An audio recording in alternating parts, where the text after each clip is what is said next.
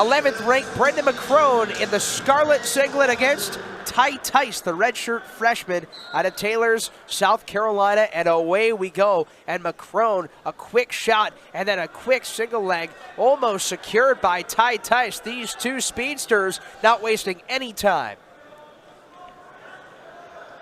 A mat return here for Ty Tice. And the redshirt freshman making a quick early statement. McCrone looking to escape on defense, out of bounds. And you look at Tice, a guy who is 7-9, Tyler, but he's done a lot of good things. You look at last season, impressed with 2 pins and a tech fall and 3 dual wins. He's no slouch. And these two guys have a common opponent. It's Virginia Tech's Eddie Ventresca, who Tice lost to 2 weekends ago. McCrone beat Ventresca when he was ranked 4th in the country last year. McCrone got really thrown into the fire, made his first appearance at the Big Ten Championships in 2024. He went 5-0 at the Clarion Open. 7 individual title winners there in that event, and McCrone was one of them. There were a couple different ways Ohio State might have wanted to start. Tom Ryan, the head coach, had asked Sammy Sasso, who's making his comeback return for the first time since the NCAA final in 2023, if he wanted to be the featured bout at 165 to close out this meet. He said he'll sleep on it. Ryan and his Buckeyes decided to go to 125 and start things out, so Sasso would be the 6th event. And what an incredible story. Ryan Mitchell's going to have more as this duel goes on. Ty Tice thunders back onto the mat again. McCrone handling around the waist. Ty Tice has not been afraid to get active. And McCrone just playing defensively here. Ty Tice going all the way in. McCrone just able to get on that backside and keep him locked. Tice tried to snatch the ankle of McCrone. You can still see him try to gain control for the pick. And McCrone just lassos him, seeking the reversal. Nothing yet, still scoreless with 40 seconds and a minute left in this first period. But there goes Brendan McCrone for the reversal. And what a job by McCrone. Tyler just flipped over, used his legs to get on top. 30 seconds left in this period. Brendan McCrone with a quick 180.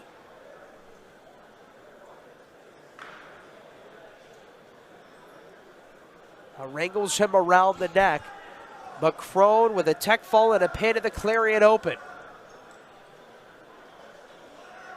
And he will have over 30 seconds of riding time going into the second period.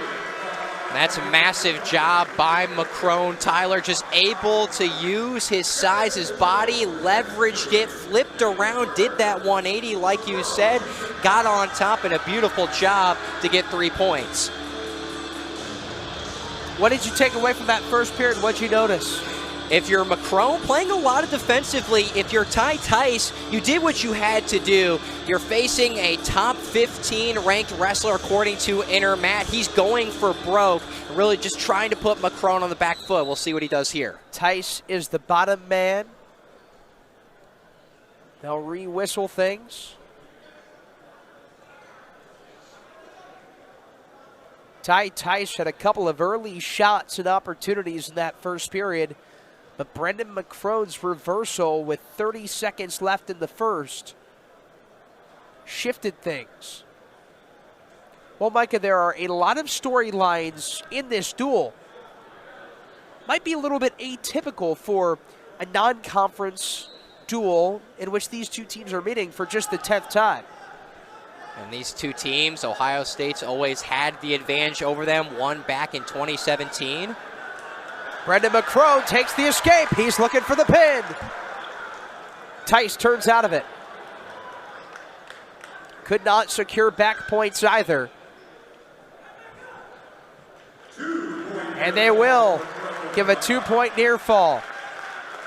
Great job by McCrone. Couldn't get the pin, just able to get his way out of it is Tice, but still gets the 2 points on the near fall.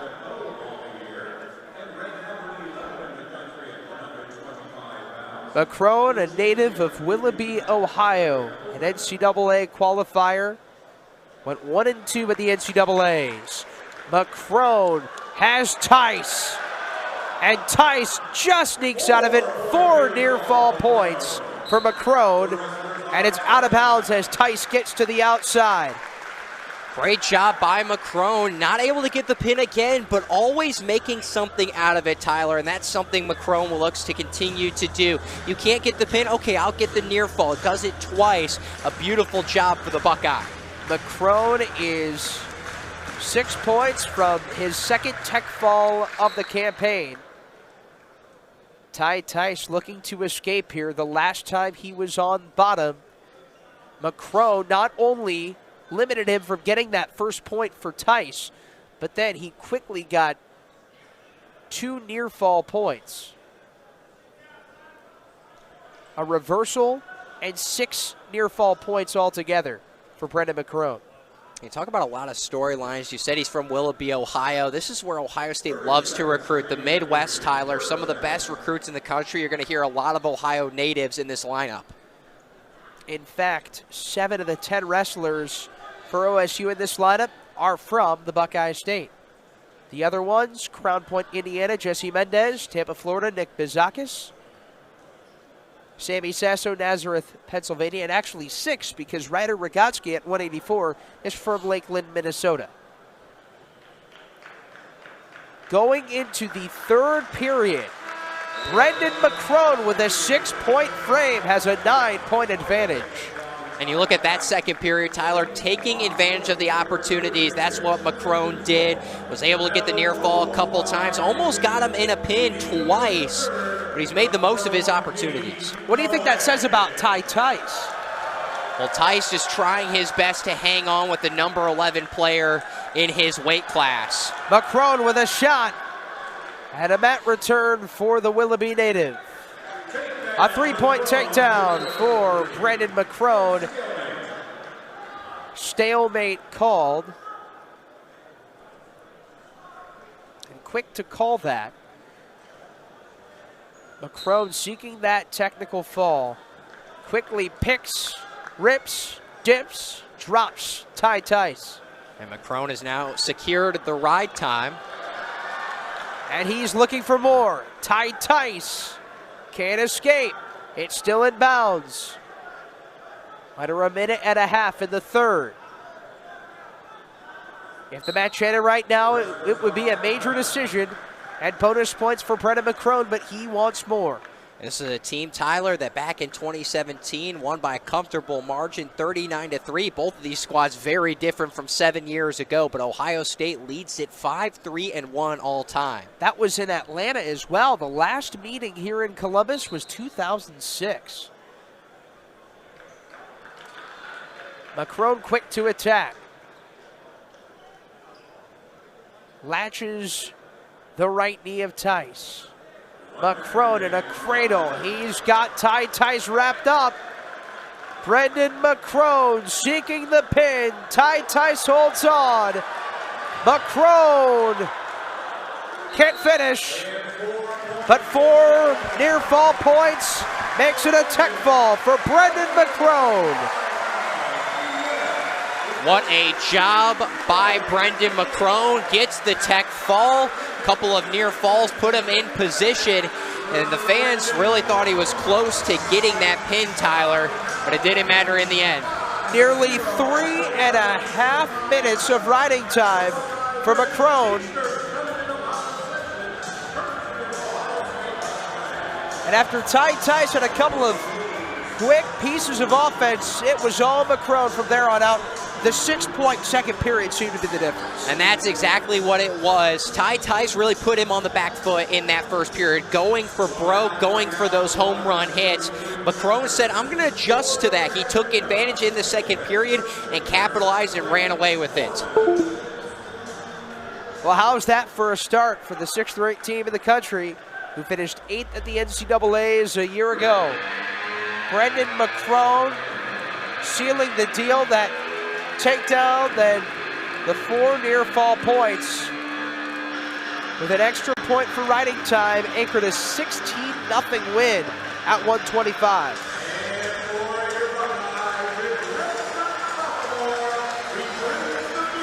So now it's Nick Bezakis, the 18th ranked wrestler in the country at 133 for Ohio State, against the 24th ranked wrestler in the country in Blake Borman for UT at Chattanooga. Another intriguing matchup, one of 2 ranked head-to-heads this evening. Well, if you're Bezakis, this is where you're comfortable. Tyler scored second most team points in duels with 56. 9 of 25 wins last season were by fall. He's very comfortable in these dual meets. Blake Borman with a 3-point takedown. Now he turns over Bezakis, who escapes. Borman was UTC's highest placer at the Southeast Open 2 weekends ago. Finished third in that event and tied for second on the squad, and Tech Fall wins with 5 as well a season ago. And these are situations where he can be really good. As head coach Kyle Rochelle said, his lateral movement and his re-attack are really good.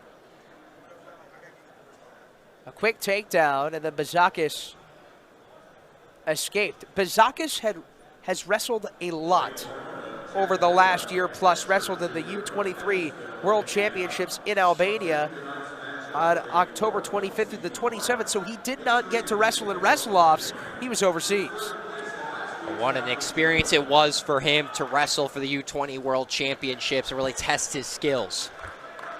Bezakis with a strong piece of defense there. Quick hand fighting and potentially dangerous here. Bezakis riled up here, and associate head coach Jay Jaggers, a former Buckeye champion himself, giving him some words of encouragement. Bezakis saw a little bit of a swing there right at the face, took it personally. Kind of shrugged off one of the officials as well. In a scenario like that, you get fired up, Tyler. It's the first dual meet of the season. Can he convert that into attack? The U23 Freestyle National Champion at 61 kilograms is down by 2 to Blake Borman, who is seeking his 3rd ranked win altogether. Bezakis slides and fires, and now he lassos Borman around the neck. He operates on the Evansville, Indiana native.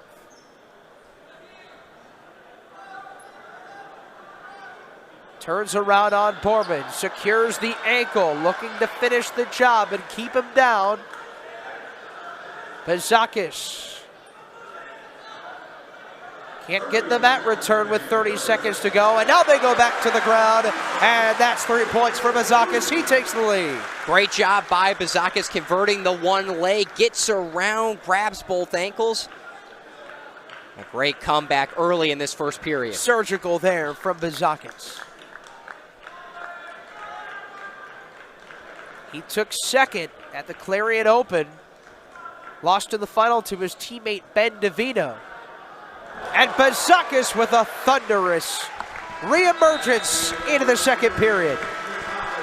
What a job by Bezakis. After the takedown by Borman, really converted all to attack. He kind of got that little swipe in the face. You could tell he was riled up. He was ready to go. And he turned it around in that first period, Tyler. 22 seconds of riding time. Of course, partner, if you establish over a minute of control, that's an extra point added on to the end. And in a 1-point matchup right now, that could prove the difference.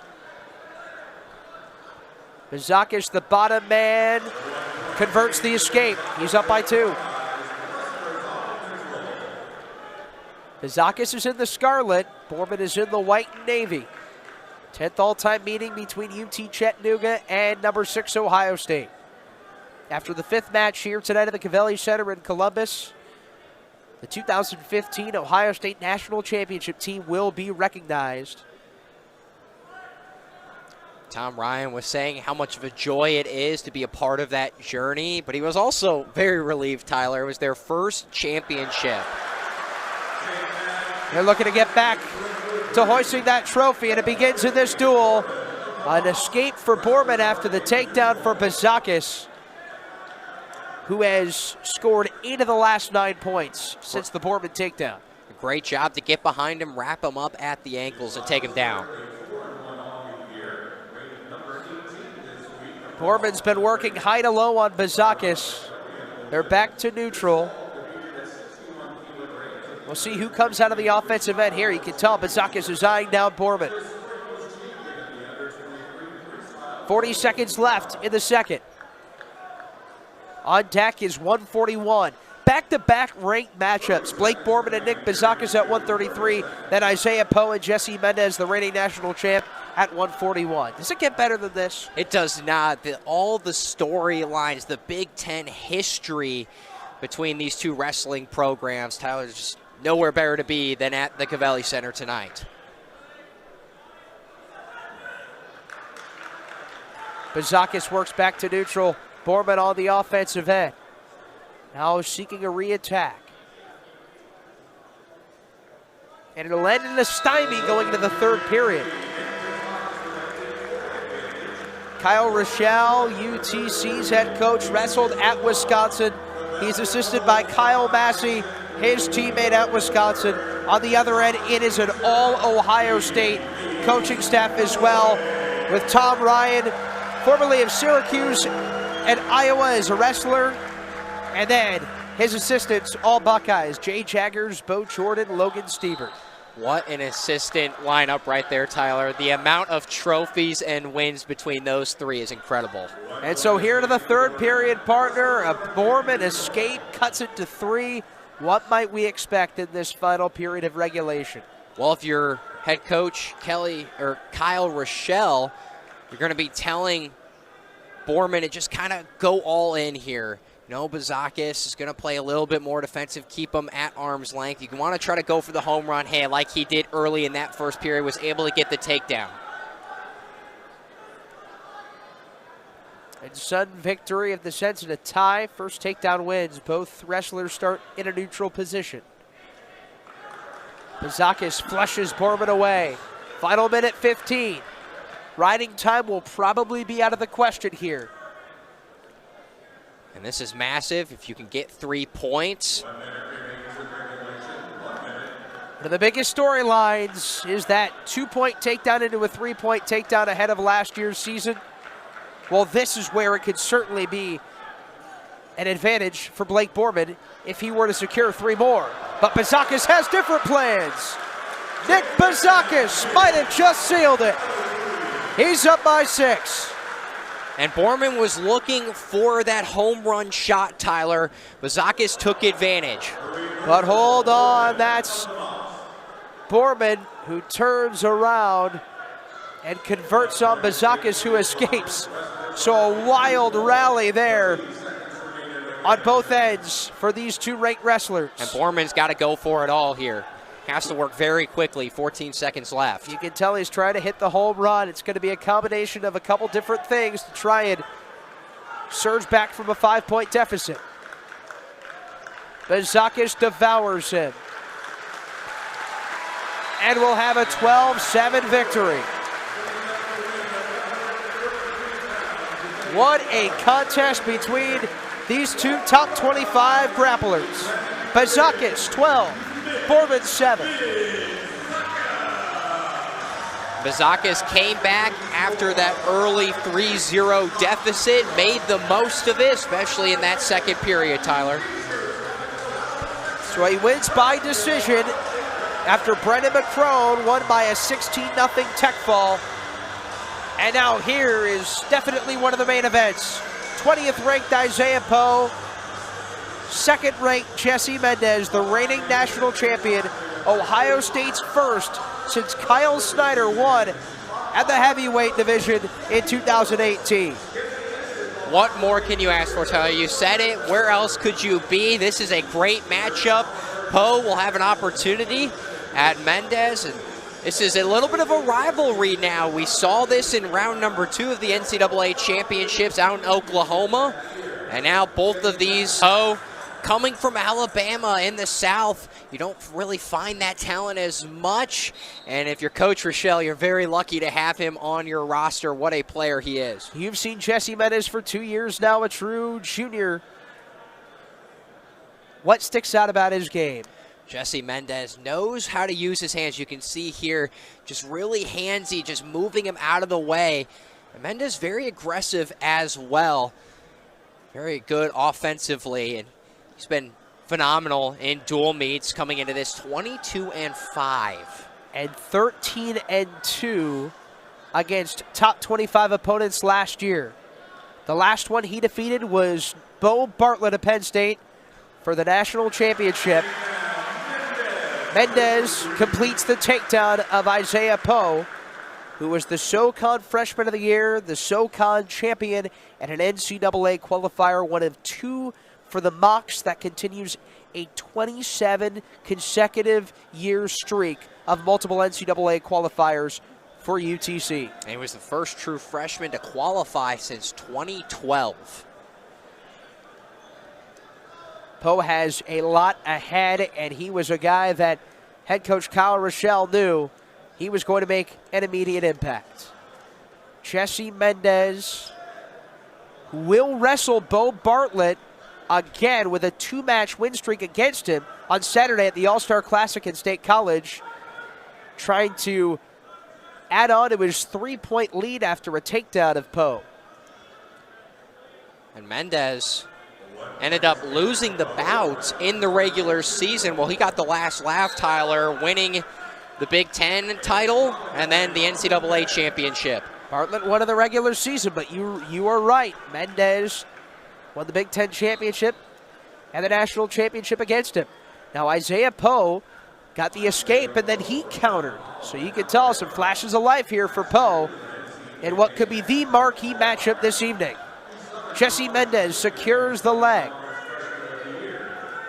Isaiah Poe on top. Turns defense into offense. And that's a takedown for Poe, up 4-3.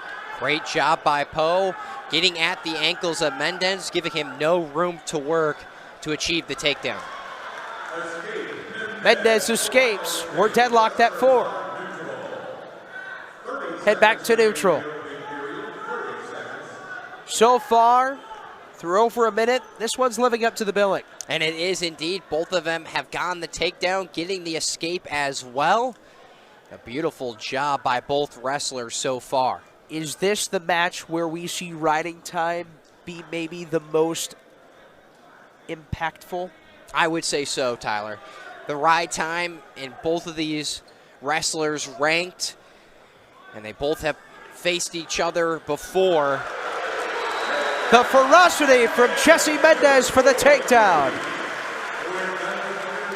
Goes high to low and takes a 3-point advantage.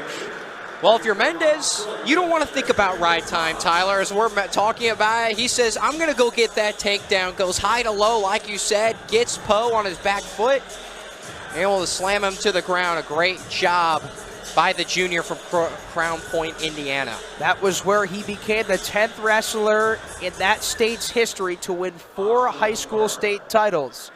It's out of the question for him to win 4 NCAA titles, but he did tell the Basham-Mania podcast he wants to be a 3-timer. Mendez seeking another top 20 win, and he's one step closer. His 3rd takedown of Isaiah Poe. Great job by Mendez, getting him off, just keeping the feet in bounds. And Poe does get out of bounds. Who went 80-1 in high school at Gardendale High School in Alabama. One of those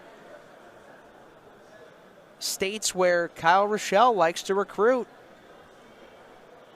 And Rochelle has talked about it before. You have to be able to recruit in your state in Tennessee, but also find those guys that fly under the radar that those big programs might not go after, and that's really what he was able to do with Poe.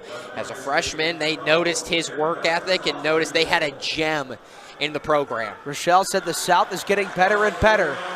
So is Jesse Mendez, his 4th takedown. A double leg.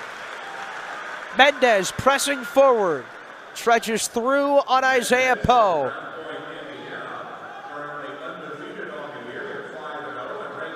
Uses Poe's neck to establish momentum before Poe cannot escape. He's out of bounds. 1:23 of riding time for the reigning national champion. And that's massive. You get that extra point. We've seen Poe come back before. Escape here would give him that extra point. Really get him back into this match. When you were writing for the Lantern Ohio State student publication, you did a story on Jesse Mendez. Anything you took away from that? Just his determination. This guy, like you said, won 4 state titles. He came in at the time, was a freshman, said, I'm going to win a title. He didn't end up doing that his freshman year, but the mentality is there, and that's really spoken of for Tom Ryan and his program. He establishes another takedown. 16-7 with 30 seconds left. He burnt his red shirt, earned the famed black shirt, which is given to a select few here at Ohio State, given out by head coach Tom Ryan.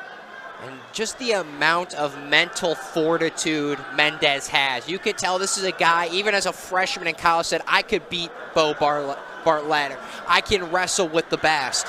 And he was really able to do that. Mendez twists around Poe. He's got control. Jesse Mendez will ride into the 3rd period with 2+ minutes of established control. Great job by Mendez holding him, getting that near fall.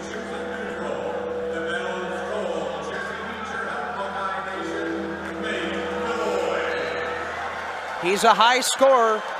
Last year had a .491 bonus point percentage, meaning that just under 50% of his matches were by at least major decision.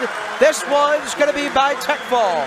23-7 for the reigning national champion against the strong Isaiah Poe. And Poe came out firing, got that takedown. Tyler really worked his way back into it, but Mendez got in the groove, sized him up, knew what he had to do, and took it from there. They call him Phenom Mendez, and he's the winner by technical fall. So let's get you recapped here, Micah, through the first 3 matches. 16-0 win for Brendan McCrone of Ohio State at 125. Then Nick Mizakis with a 12-7 win over Blake Borman in a ranked matchup, 18 versus 24. Then in another ranked matchup, number 2 Jesse Mendez defeats number 20 Isaiah Poe. 20 fire, 11-9 overall at Big Tens. 3 top 6 finishes. And he's another great wrestler, and he's going to be going up against a guy with Big Ten experience. It's junior and Iowa transfer Brentley Reyna. And Brentley Reyna joined the program in the summer of this year. Like you said, transferred from Iowa. Still has 2 years of eligibility remaining. D'Emilio quickly greets him with a takedown. Reyna couldn't get the reversal. D'Emilio for the mat return. And an out of bounds is called. Brentley Reyna is no stranger, partner, to Ohio State. In fact, he made his Big Ten dual debut on February 7th, 2021 in West Lafayette in a tri-meet between the Buckeyes, the Hawkeyes, and the Purdue Boilermakers. He fell to then 26th ranked Elijah Cleary, 4-3 in a tight one. Very close indeed, very familiar with the Big Ten. Knows what has to be done to win.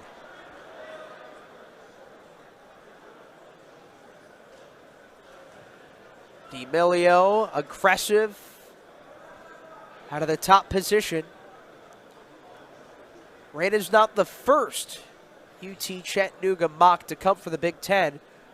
Rocky Jordan from the famed wrestling Jordan family transferred from Ohio State to UTC, where he finished his college wrestling career. And Ryan Mitchell, we'll have more on that as this duel goes on. What a riveting story, the Jordan family and its connections between Ohio State and UT at Chattanooga. Just family full of wrestlers. And All-Americans, not just any wrestlers, but successful ones. And some politicians. Yes, U.S. House of Representatives, Jim Jordan.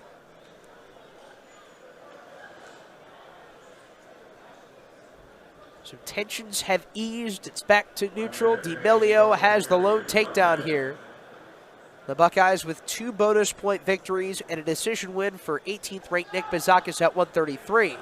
A double leg for D'Amelio. And a counter here from Reyna.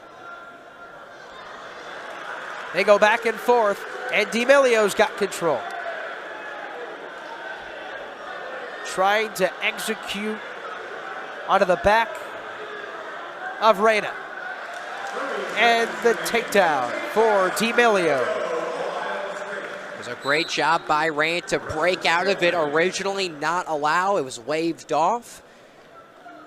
Then D'Amelio able to come back around, keep his foot in bounds. Crucial there, just had the toes, Tyler, to get the takedown. For the University of Tennessee at Chattanooga, getting a guy like Brentley Reyna from the Big Ten, what do you think that says about where this program has been heading over time? This is a very good program under Kyle Rochelle. Has really just built it into a very good team in the Southern Conference. You might look at their previous overall record and say, well, they're 50-49. But in the Southern Conference, the SoCon, they're 31-13, one of the best teams in that. They understand that these dual meets against higher-ranked opponents gives them an opportunity to learn and grow and prepare for SoCon play. 29 individual SoCon titles, 204 NCAA qualifiers, and 12 All-Americans. After one period of work, Dylan D'Amelio, the 11th ranked wrestler at 149, has a 6-1 lead. Then you look at the Big Ten competition, Tyler, and everyone's good. You have top 30 programs across the board. We talked to Tom Ryan. He said if the Big Ten was its own country, it'd be the 3rd best in the world behind Iran, Russia, maybe even Japan. They've gotten better. Yeah, he did say Japan has been constantly improving, but you can make the argument that the Big Ten is right up on that. And he said that for years when I was writing for the Lantern, said that a couple years ago, and that has not changed. He has stayed persistent and true in that claim. And right as Reyna got to the perimeter, they're called out of bounds. Perhaps a momentum breaker there. And massive allows D'Amelio to be on the bottom, possibly get another point with the escape, break any momentum, and surge by Reyna. If you're talking momentum, if Reyna could come back here, Noah Castillo waits, former SoCon Freshman of the Year. Has competed for the Puerto Rican U23 World Championship team. Reyna with a cradle and D'Amelio with a counter. Dylan D'Amelio escapes.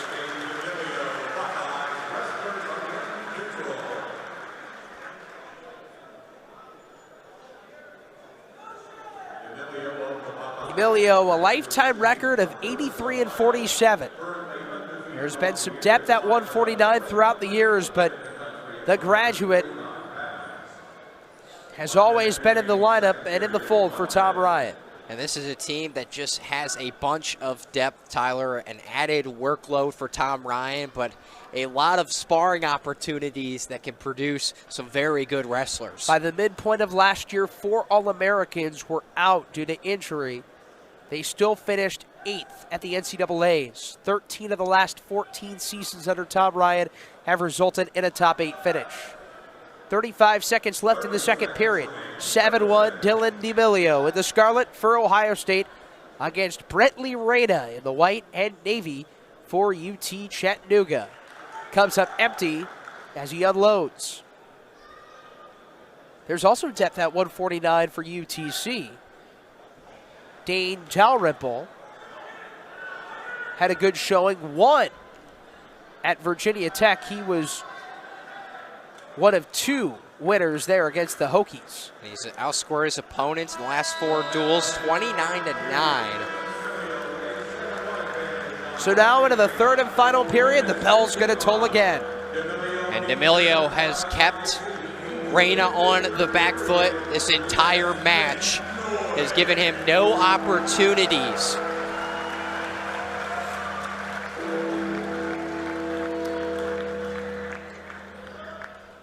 Reyna's on the bottom, D'Amelio on top. A good crowd on hand here at the Covelli Center. It was an environment that Kyle Rochelle and his team were looking forward to showing up. They're going to actually stay here and wrestle at the Jennings Wrestling Facility, maybe even take it an Ohio State women's volleyball match. And that's something Rochelle has talked about. They came in here, Tyler, yesterday. They're going to stay till Saturday, and then when they face off against Little Rock later in the season, they're going to do the same thing, stay there for a little bit, then go straight to Oklahoma for a dual meet. Non-stop travel there for the Mocs, which is ambiguous, by the way, either Mockingbird or Moccasins. I did not know it was a snake, Tyler. I always thought it was a bird. Boy, you're in for a treat when you go to the water next. We don't have many of those in Ohio, I'm pretty sure. No, sir. A takedown for D'Amelio. 50 seconds away from a potential major decision victory as Reyna turns out of an escape. He did not compete last year for Iowa. Inside, he wanted an opportunity to go somewhere and get that experience, get those match opportunities, and what a better spot than UTC. Stalemate call with 31.8 seconds left. And you're starting to see a lot of those guys coming from power programs, the smaller mid-majors, to get more time and make an impact. There's been some really good mid-majors in the past. Cornell's one of them. They've produced some phenomenal wrestlers. Campbell as well, who's also in the SoCon. A.J. Ferrari at Cal State Northridge. 10 seconds left here in this third period. D'Amelio looking for a curtain call. Nearly had Reyna onto his back. And Dylan D'Amelio closes the match with another takedown. That's 4-0 to start for Tom Ryan's crew. And what a job by D'Amelio to not back off, Tyler. There's 5 seconds left. He was going for it, got the takedown.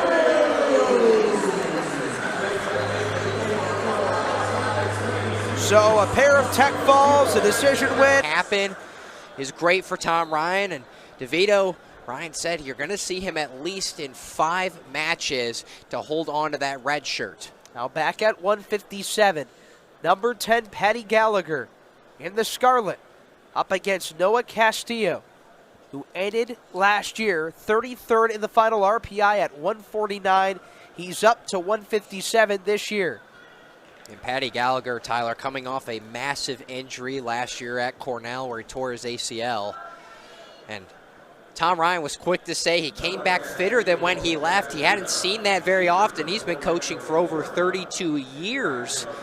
And Gallagher looking very good coming into this season. Gallagher, formerly the #1 pound-for-pound wrestler out of high school at legendary St. Edwards in Lakewood, Ohio in the Cleveland area.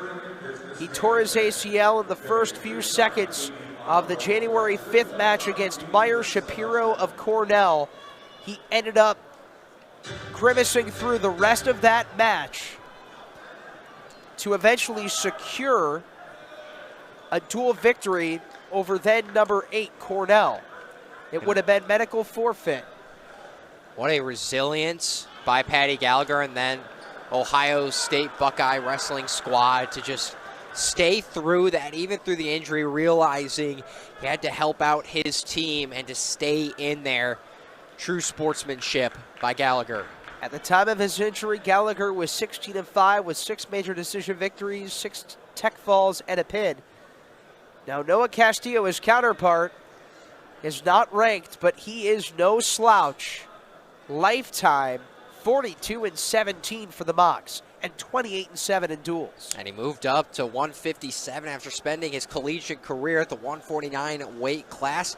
Selected to represent Puerto Rico at the U23 World Championships a season ago.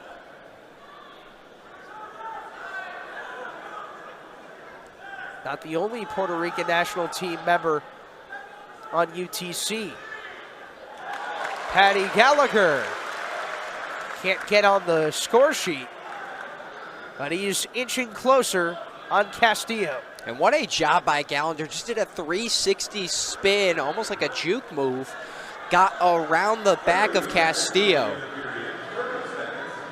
Gallagher keeps trying to wrap him up. Castillo inching towards the out-of-bounds marker, and he does get there. Gallagher just trying to hold that side of his foot, the toes in.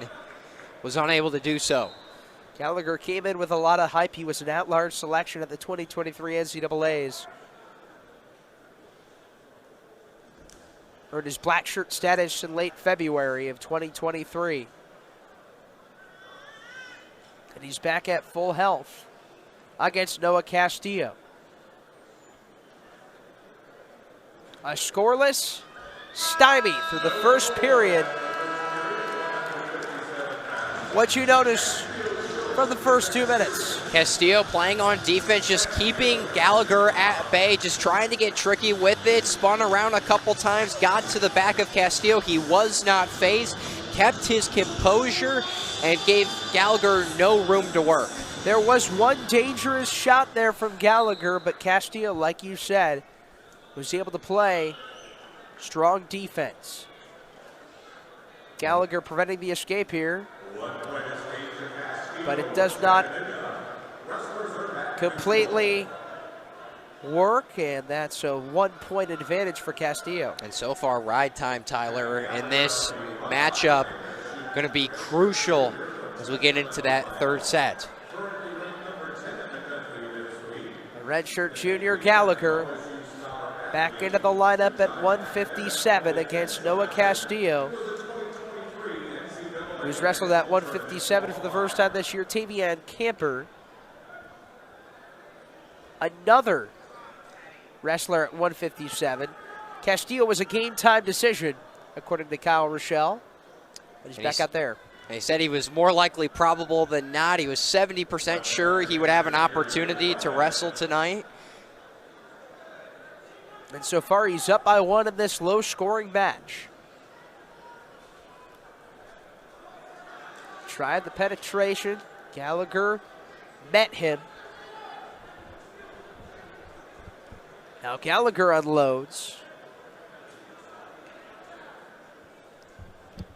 Gallagher has not been able to do much on the offensive yet. He has not. Just keeping him at bay is Castillo, using that arms, pushing him back.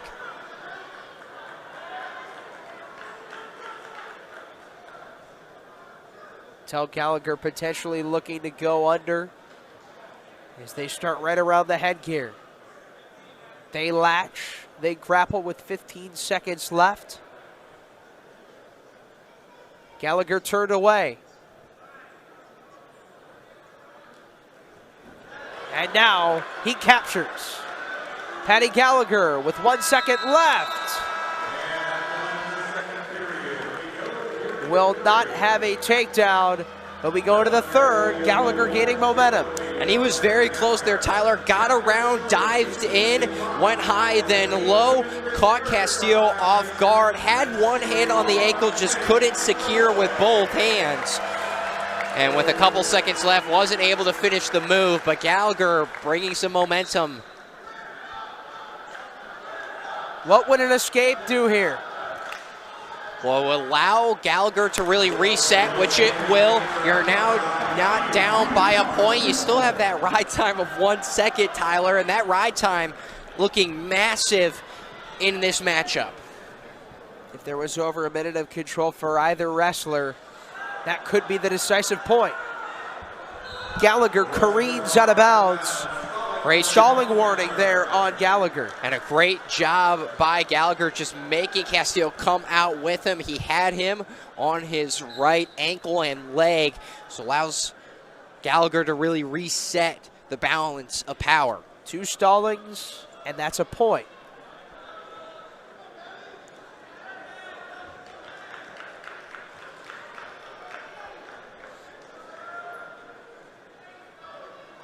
So the margin for error in terms of stalling a little bit tighter on Patty Gallagher in the scarlet singlet against Noah Castillo in the white and navy. UTC seeking its first win of this duel. They won 2 of 10 against Virginia Tech.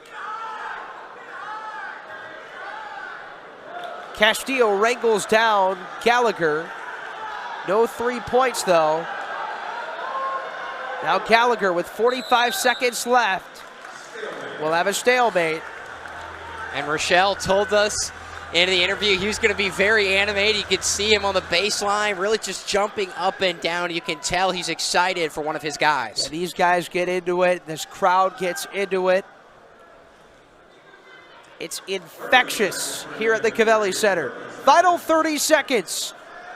Can Patty Gallagher make it 5 wins in a row? Or can Noah Castillo score a top 10 upset?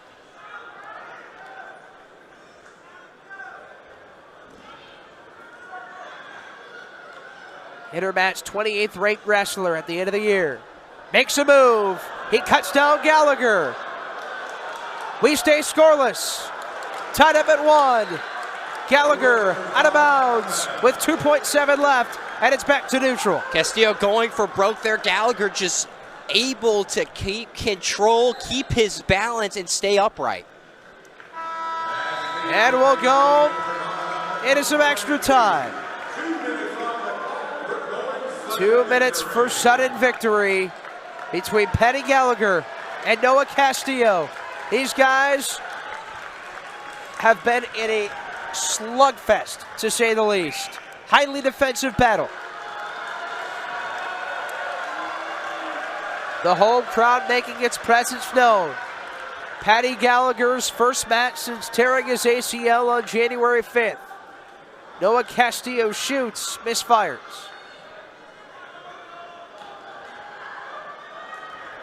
Gallagher now captures. Gallagher collects. Patty Gallagher secures the sudden victory win. Welcome back, Patty Gallagher. What a job by the number 10 wrestler in the 157 class, Tyler. Gets it with one ankle, turns him around, gets him off balance. There's nothing Castillo can do at that point, and that's an easy takedown. What a job by Noah Castillo to go the distance with the number 10 wrestler in the country. And Castillo, nothing to be ashamed about. Really took him to the very brink. Almost had him at the end of that third period, just not able to find it.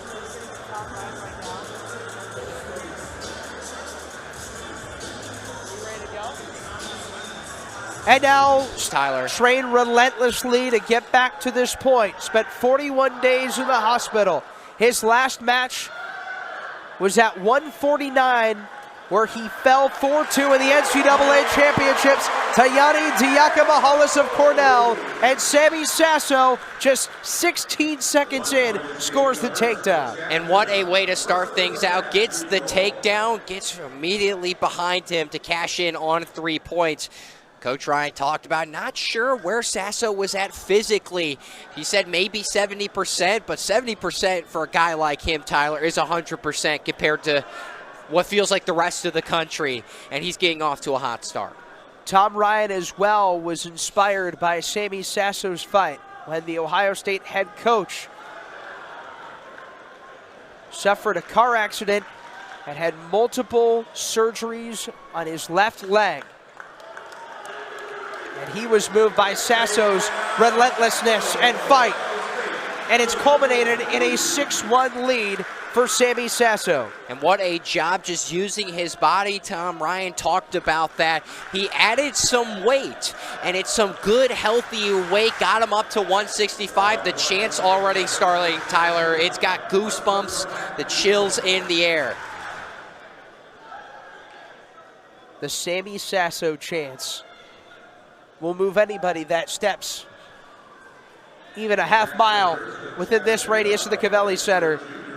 A fan base that has supported him on the mat and off. The 9th Buckeye to be named an All-American all 4 years. And Tom Ryan said him and his staff felt like he could wrestle at 157. going into the 2024 season. A stalling warning, and now it's a 6-2 Sasso advantage. A native of Nazareth, Pennsylvania. His brother, Sonny, wrestles for Virginia Tech. A spinorama on Jackson Hurst, and a takedown for Sasso.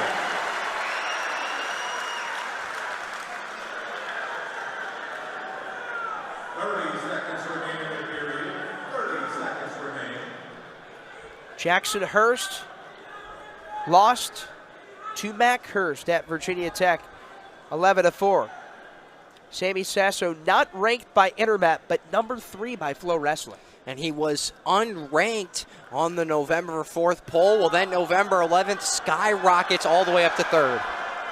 Sammy Sasso nearly sent this place into a frenzy, but Hurst able to turn around on him at a reversal for Hurst. Sammy Sasso's first period in almost a year and a half has about to a 9-point outburst. What a job he has done being able to get those takedowns, putting him in a comfortable position going into the second period. You said it at the top of this broadcast. Sammy Sasso, after his training, just naturally got bigger with the amount of work he put in the offseason. And Coach Ryan talked about it. They believe that he could wrestle at 165 or 157. Wrestled 154 at the United States World Championships. Hurst brings him back down, trying to escape. And a little bit of control here for Jackson Hurst.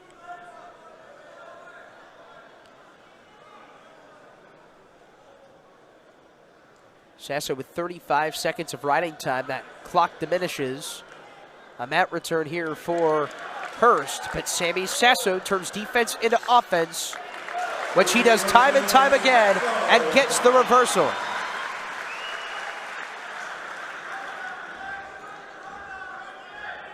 "41 days at the Wexner Medical Center.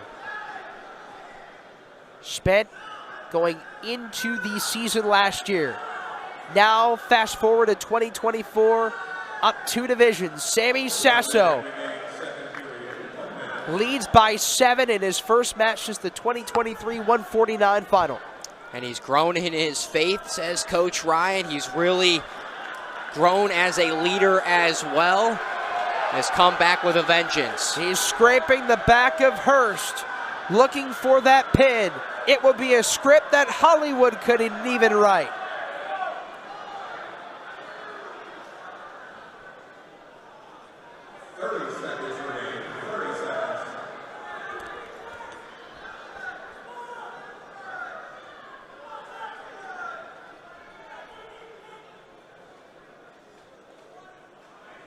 Final 20 seconds. An escape for Hurst, and it's back to the neutral position. Sasso tried the shot. He was down, Hurst was up. Now they go back to the mat and spring back up, heading into the third period. Jackson Hurst put up a fight. Sammy Sasso's up by 6. And Hurst has done a good job to just keep himself within 10. Sasso has looked very aggressive early, was looking for that shot, tried to get the pin. He looks back and better than ever.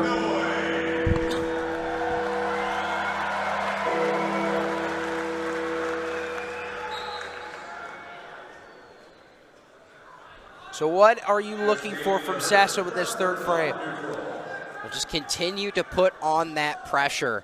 Maybe play a little bit more defensive as well. Sasso's a guy who has always played very aggressive in his matchups. He did sustain that reversal, but a lot of his points have been off takedowns. He went into 2024 looking to do more on the offensive, and he's seeking it here. He rolls through on Jackson Hurst. Hurst, a good job to roll back through, keep his head up, not allow Sasso to get him pinned.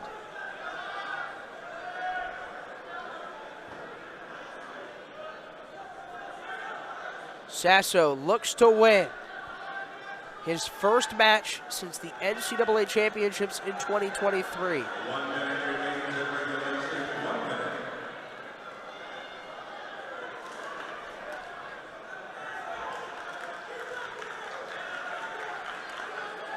Now 50 seconds left.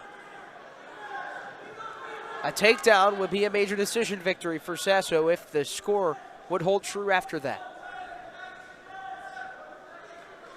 An All-American comeback for the 4-time All-American. Just to get to this point, Micah, is absolutely spectacular. And what a job, like you said, spent over 40 days at Wexner Medical Center. His story is truly one of the greats in college athletics. And it's not over yet. 20 seconds left. Sasso looking for one more exclamation point on Jackson Hurst. Sasso with 10 seconds. Turns around on Hurst. It is a win, 607 days in the making. Sammy Sasso's return to the mat is complete. A 12-6 win over Jackson Hurst. And Sammy Sasso is officially back.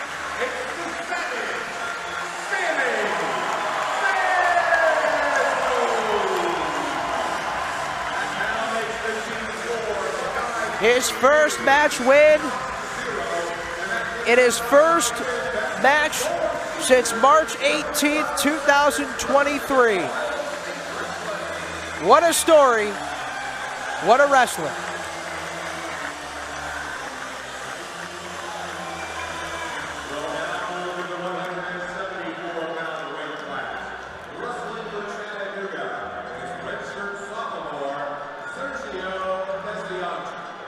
As well, plenty of experience for the redshirt senior. Desianti had one of 2 dual wins, 3 of 6 dual points against Virginia Tech when he beat Ty Finn. He was the SoCon runner-up in 2023-24, 1 match away from an automatic bid to the NCAAs. A massive matchup for both of these sides. And Dezantes began with a massive win, 4-2 against Virginia Tech and Ty Flynn. Hebner a little shaken up here. Down on his knee. And the officials were quick to call a timeout as well. Sam Busher, athletic trainer, is out to 10 to Bryce Hebner. Right around that thigh area.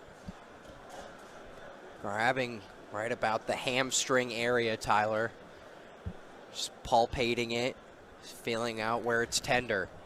Well, it was just 1 week ago, Micah, where Bryce Hebner was wrestling at 165. He won the Michigan State Open. Here's another look. Tried the pick there, did Sergio Desianti.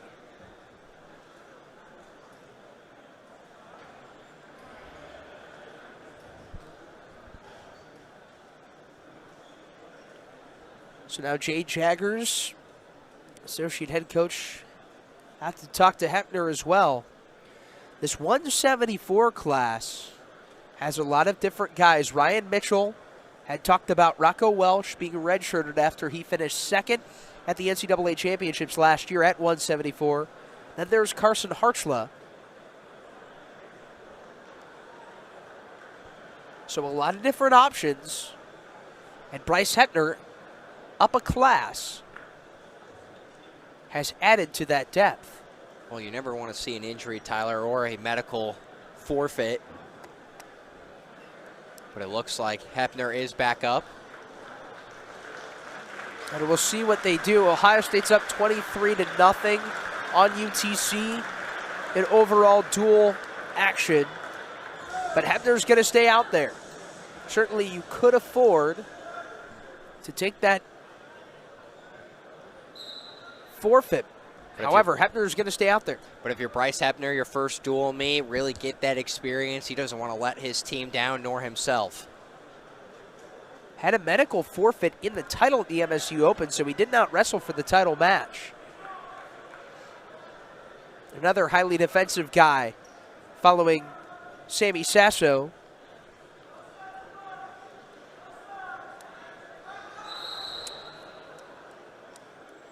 And a takedown here for Desianti. And Hebner is wincing and grimacing in pain. 3-0 Desianti. Busher back out there again.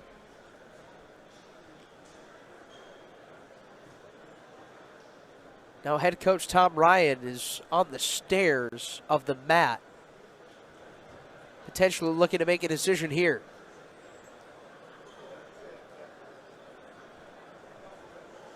And that will do it, picking up on an Injury default for Sergio Desiante, and that is the first win for Chattanooga today. And in good sportsmanship comes over to Bryce Epner to shake hands. And you never want to see an injury, Tyler, but like you said, Ohio State has the ability to give up those 6 points.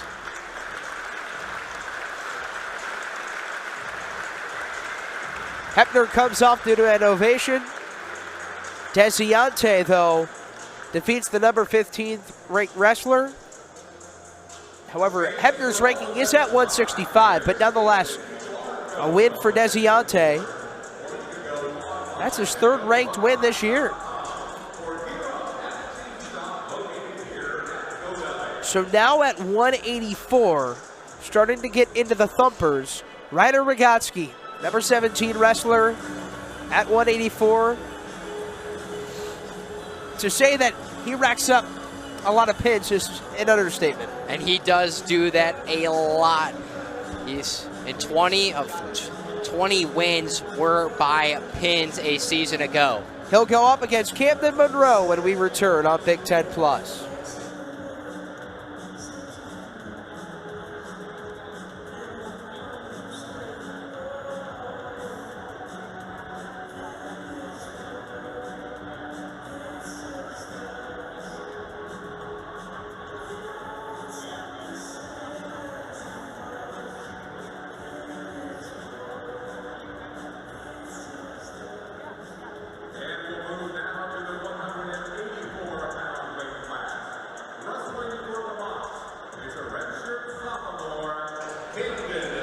There are a lot of connections between UT Chattanooga and Ohio State, and Ryan Mitchell's going to tell you a little bit about it.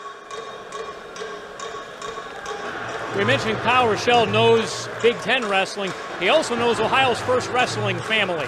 The Jordans are wrestling royalty in Ohio. Jim and Jeff Jordan, both four-time state champs at Graham High School, went on to wrestle collegiately and were All-Americans at Wisconsin. Jim's boys, Ben and Isaac, followed in his footsteps to Wisconsin, where they wrestled for, among others, Kyle Rochelle, who was an assistant coach. When Rochelle took over at UT Chattanooga, he met another member of the Jordan family, Rocky Jordan, who started here at Ohio State like his brothers, Bo and Micah before him, transferred to UC Chattanooga, so it's been a family affair for that group. Guys, back to you.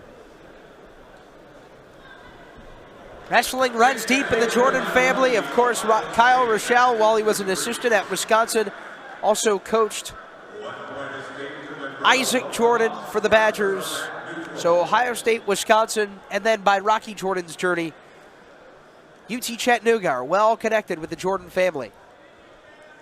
And now it's Ryder Rogotsky in the scarlet against Camden Monroe in the navy and white. Here, talk about a little bit off air, Tyler, just the history, just trying to time and figure out where the tree goes. And I thought it was very entertaining and quite interesting just to see the lineage. Ryan said it best, Ohio wrestling royalty. Wrestling royalty, period. 3-1 Ryder Rogotsky, tied for fourth in Ohio State school history with 16 pins in a season. Who's he tied with? Logan Stieber, one of the rare few wrestlers to win 4 national championships, and he's on this Ohio State staff.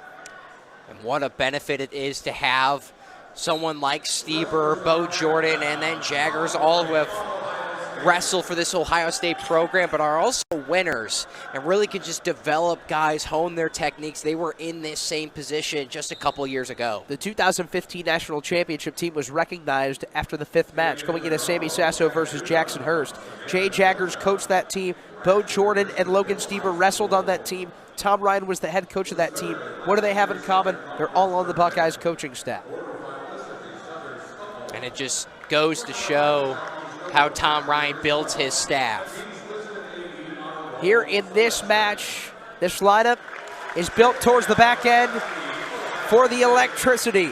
Ryder Rogotsky, 16 pins last year, is up 6-1 on Camden Monroe, who led the team with 6 pins last year as well. So 22 combined falls between these two grapplers with a minute left in this first period. And Camden Monroe, Micah, is up 2 weight classes from 165 as he secures another escape point. And there's a takedown for Rogotsky, who was quick to strike and counter. And it just is tough to adjust. You go up 2 weight classes. You're trying to learn your new body, figure out a way to make it work. He moved up 2 classes, going all the way up to 184, like you mentioned, but he was 3rd at the SoCon Championships last season. He knows what it takes to get things done, even at another weight class. A match shy of an NCAA berth, lost 1-0 to 31st ranked Tom Baker of Campbell. To come up that close to being the 3rd mock to qualify that year at the NCAAs and to fall 1-0. Valiant fight. So after 1 period of work, Ryder Rogotsky 9, Camden Monroe 2.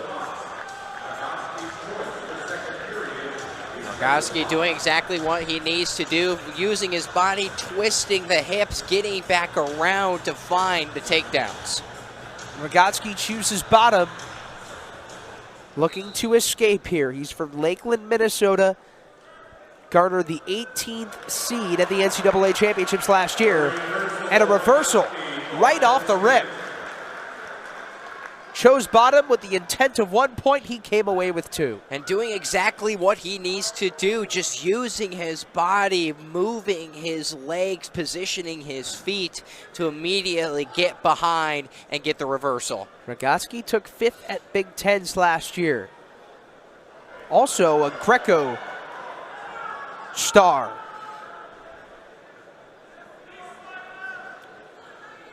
This is folk-style wrestling, if you will, but for Greco-Roman, he won the U20 World Team Trials for Team USA at 87 kilograms.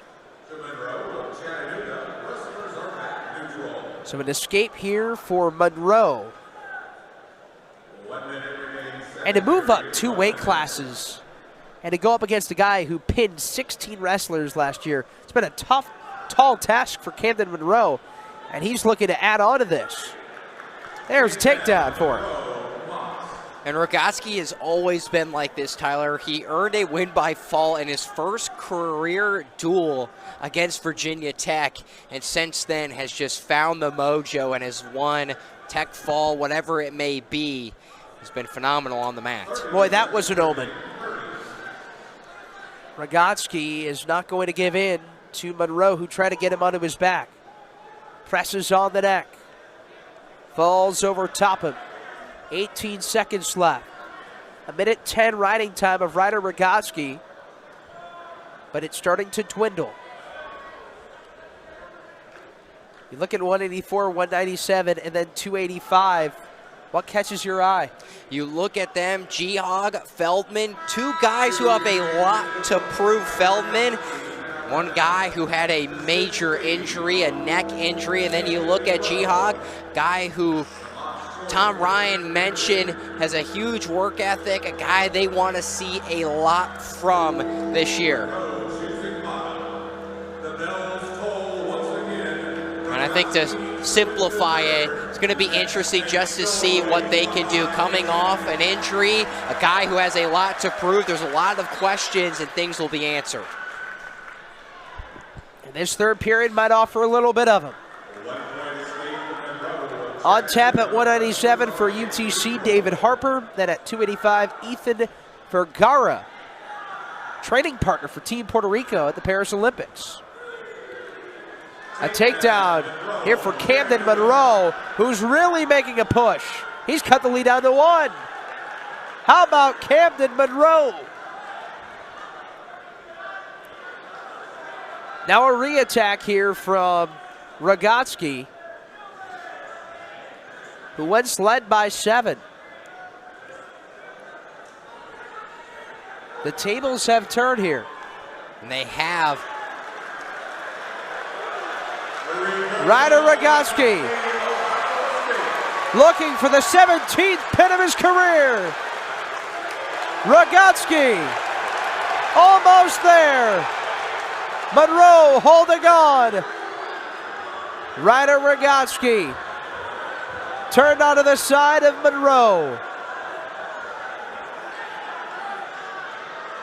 Rogotsky with one push, making another.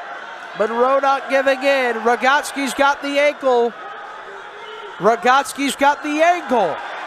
Ryder Rogotsky couldn't seal the deal, but 4 near fall points for Rogotsky, then a 2-point reversal for Monroe. And what a job by Monroe to just hold on. Really was very calm there, wasn't rushing, flailing around. He knew it would come back to him. It's still a near fall, but it could have been a worst case scenario with the pin. And pretty much a 2-point advantage there for Rogotsky with the reversal in favor of Monroe, who's trudging Rogotsky towards the out-of-bounds marker. But Ryder Rogotsky in a shootout takes it 19-12 with 1:01 of riding time. And Rogotsky wants that pin, Tyler. You can see it in his eyes. He is determined, but he was not able to do that in that scenario. But I think he'll take a near fall. You certainly will. Ryder Rogotsky wins it. Major decision victory. And now it's on a 197 here. So what might we expect here, Micah? Well, G-Hog opened the season with a second-place finish at the Clarion Open, so that bodes well for him. Was an NCAA qualifier in 2024. He has a lot to prove. Tom Ryan mentioned it. This is a guy who can take the next step. You talk about leaders. You talk about making a name for yourself in an Ohio State program that is just filled with depth for wrestlers. This is a guy who can do it. His only loss at Clarion was to number 6 Michael Beard of Lehigh. And Lehigh, the Skyhawks, I believe, they're another great program. You just talk about the amount of great major programs that have just produced so much talent. Lehigh Valley is one of the first that comes to mind. Geog, a redshirt sophomore from Upper Arlington, Ohio, but a product of St. Ed's in the Cleveland area, 4-time Ohio State champ.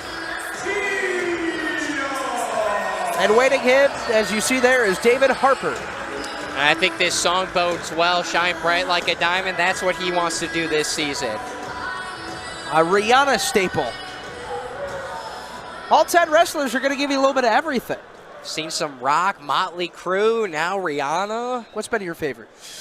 I have to go Motley Crue. It's a staple. You just get so hyped and enthusiastic. What about you? The greatest singing drummer in the history of music, Mr. Phil Collins, is That's All by Genesis. That's certainly not just all for Luke Geog, the 11th ranked wrestler at 197, who secures an early takedown 19 seconds in. David Harper, just like his teammate at 149 and Brentley Reyna, coming from another school with not much experience, like Reyna coming from Iowa. Harper did not compete at Wyoming. And Geog pounces for his second takedown.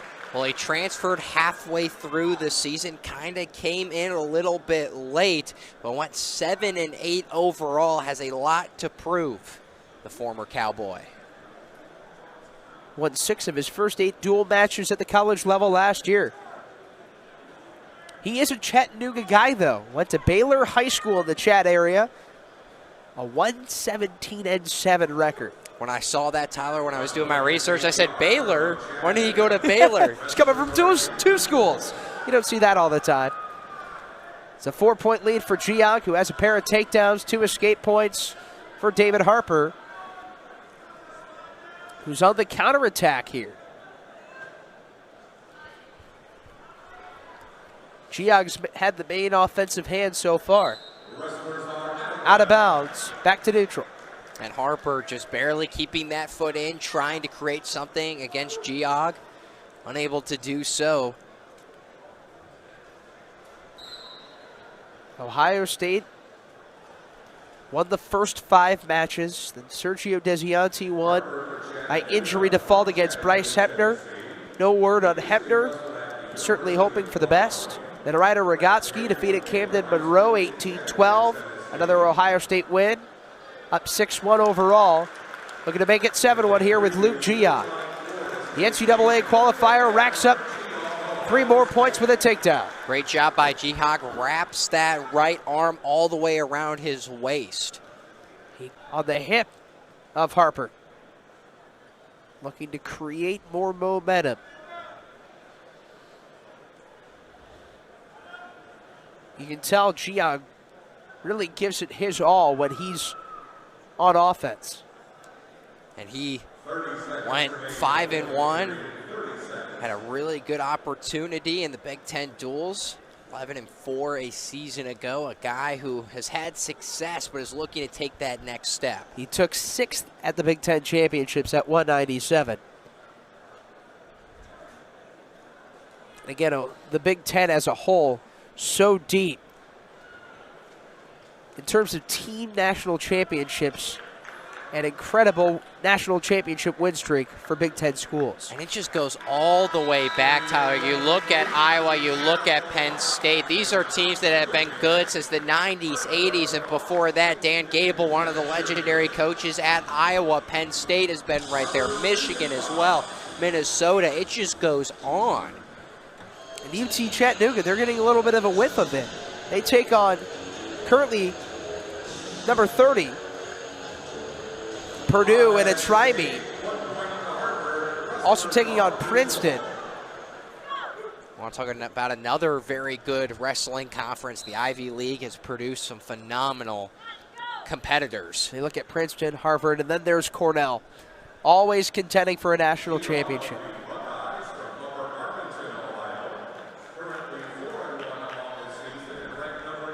So a minute 45 left in the second period.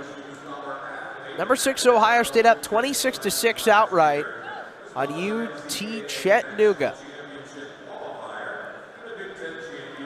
Luke Giog in the Scarlet against David Harper in the Navy. In the Southeast Open, Harper had a pin. He pinned Ben Valdez of Newberry.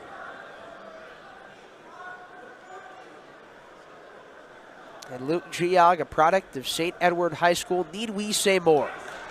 Wraps the double leg takedown and takes a 12-3 lead. Well, you talk about high schools, Tyler. What sport is St. Edward's not good at? Them, St. Ignatius, just go over to those private schools. Just phenomenal athletics at both those Cleveland prep schools. St. Ed's synonymous with winning at wrestling. A lot of these guys, including Patty Gallagher, Bryce Hepner, Luke Giog coming from there. That's just under a third of the starting lineup. A stalling warning here on David Harper. And an escape for Harper.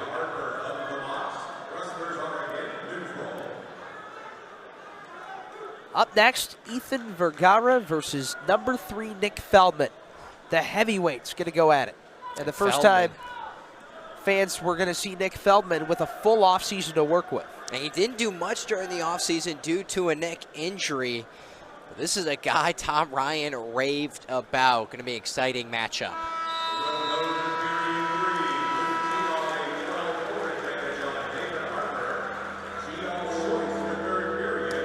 Giog chooses bottom. He's up by 8. You like him going to the bottom? And that's exactly what he wants. Could maybe try to get the reversal. We've seen him be very fast on the takedowns. Can he get around? If nothing else, break free, get that point. Rogotsky in the third period of his 18-12 win chose bottom going into the final frame of regulation. He got the reversal, but this time Harper locks and loads. If you're David Harper here, what's the approach? If you're Harper, try to take down that ride time. Keep on top. You want to get those takedowns. Boris Giog in a tough position. Have to really wrestle his way out, then force an opening and get the takedown. Just a ride out here, potentially. But Harper's got some momentum. However, an escape for Luke Giog. That's a 9-point lead.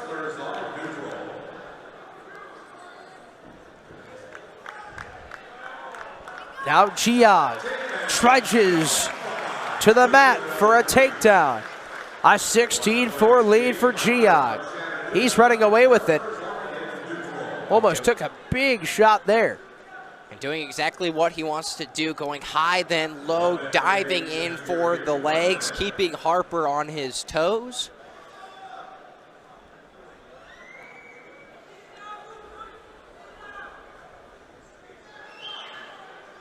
At some point, Harper will have to turn to the offensive and just fire the desperation heave.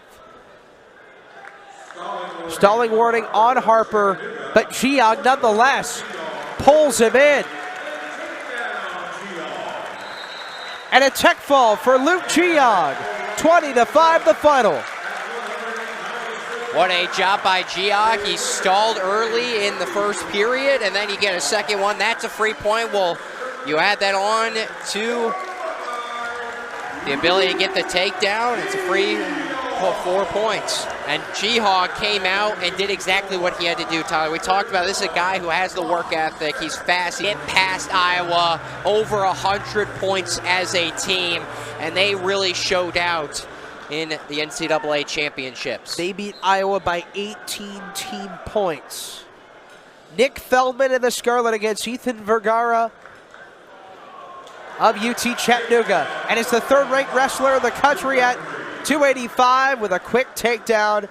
His head coach, Tom Ryan, Mike, has said that he wants him to try and start at fullback for the number 2 Ohio State Buckeyes football team. Well, he's fast and very fast. You saw it there on the takedown. He said he deadlifts 700 pounds. He's benching 400, and he's just showing the lightning quick feet and ability. This is a guy who could hang with any football team and any football player in terms of the weight room. Feldman, a 5th placer at the heavyweight of the NCAA championships last year and an All-American in his redshirt freshman year.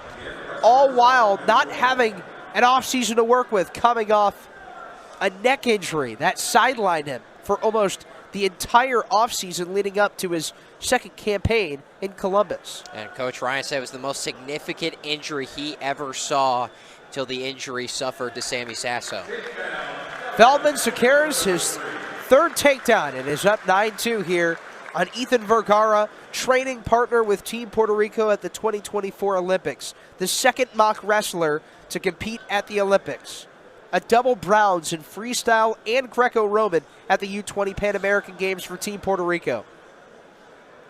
So he certainly is no slouch of an opponent for Nick Feldman. This is a guy who has a lot of international experience, might not get the recognition in terms of rankings, but he knows what it takes to defeat the best of the best. Feldman grabs the ankle, picks, and secures another takedown. That's 3 more for Feldman. 1 minute remains opening period. 1 minute. His head coach Tom Ryan said he is as fast as lightning and had 2 significant match wins against Cornell and Michigan here at home to win the duels. He is the equivalent of what a closer is in baseball.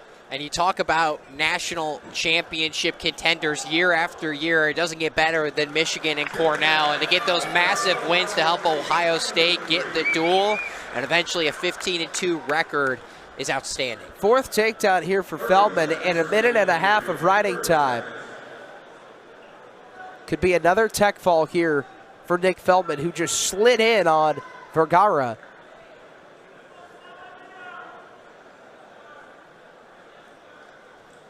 Feldman out in front, 15-4. A Pennsylvania guy, part of that big breeding ground in the Keystone State.